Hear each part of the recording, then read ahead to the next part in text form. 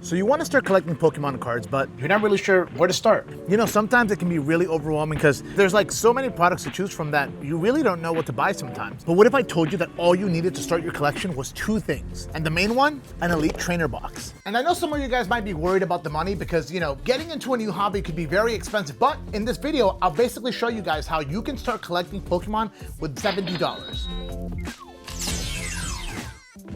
So I did say you needed two items to start your collection. So what's the second one? A binder. I got this binder at Target for $20. There's so many different companies right now that are like selling binders. For the sake of this video, I'm trying to make collecting as cheap as possible for a beginner. So basically $20 binder, $50 Elite Trainer box. Doesn't get much cheaper than that. Let's start with the most fun part of Pokemon cards, unboxing the product.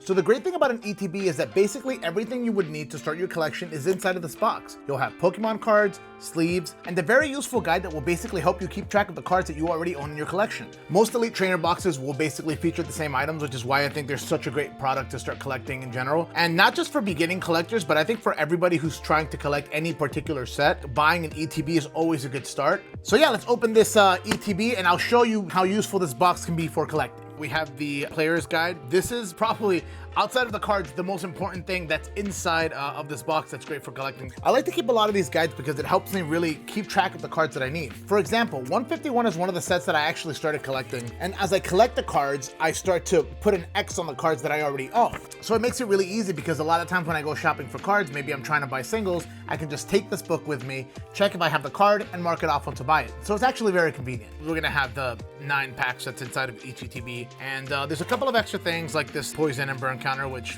you know, no one really cares about, energies, and of course the promo card, which is really nice. This time we're getting a Noctowl, very, very beautiful art. I really like this card. Some dividers if you want to use this box to keep bulk, and of course the sleeves. So we're gonna quickly open up the 9 packs. Don't want this to become like an unboxing video, so we're just quickly gonna open up the packs and see if we get anything that's, you know, really cool.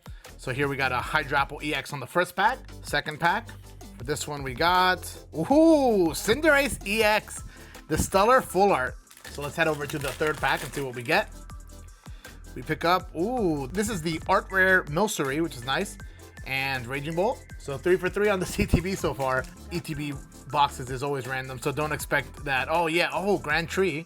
Don't expect the hit rate to always be this amazing on every single ETB box. If you're a fan of our channel, you'll notice that most of the time we end up getting pretty bad hits, honestly.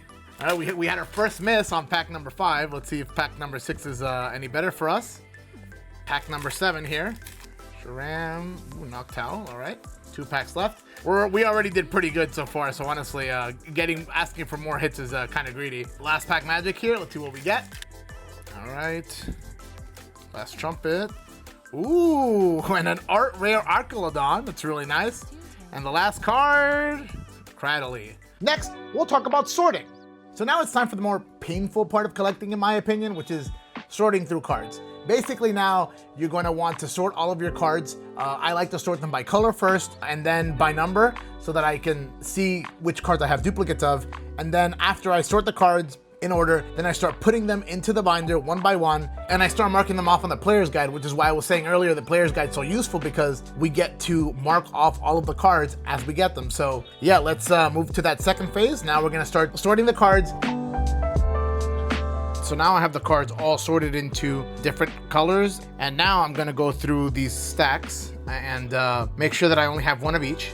So I finished sorting the cards. I put all the extra cards in here. If you want to collect cards, you probably want to take care of your cards and have them nicely in the binder. Most people like to keep their cards protected, even inside of their binder, because, you know, the act of putting the cards in and out can end up scratching the cards and hurting the cards. So optimally, you want to put your cards in sleeves before you put them in the binder, which is again why the ETB is so great, because it comes with some sleeves. And you can use these sleeves to sleeve up the cards before you put them in the binder.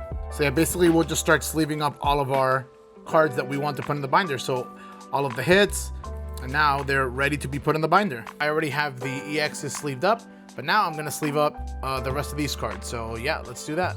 Next, we'll talk about keeping track of your cards. All right, so the next step, once you have all your cards sleeved and organized, is we're gonna put them into the binder and we're gonna mark them off on the Stellar Guide Player's Guide, so let's go ahead and do that. Another bonus of marking cards is that if you already know what you have, you avoid buying extra copies of cards that in the long run can end up saving you a lot of money. And just like that, we've completed putting all of our cards into the binder.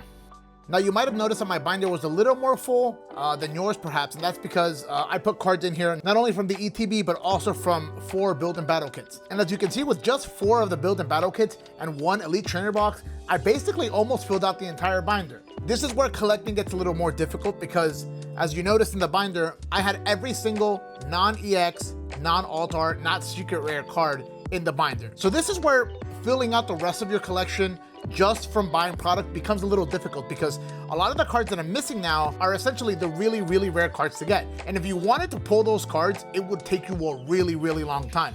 So I recommend getting those cards in another way than just opening packs. Now, however, if you do enjoy opening packs, I still think you're good to open a few more packs, but at some point when your binder is almost full, you have to realize that you're gonna get diminishing returns on opening packs. So that's gonna conclude this video on how to start your collection. I'm going to make a part 2 to this video, which basically is gonna cover how I'm gonna complete the rest of the collection in the best way possible. So be sure to subscribe, and I'll see you guys in the next video.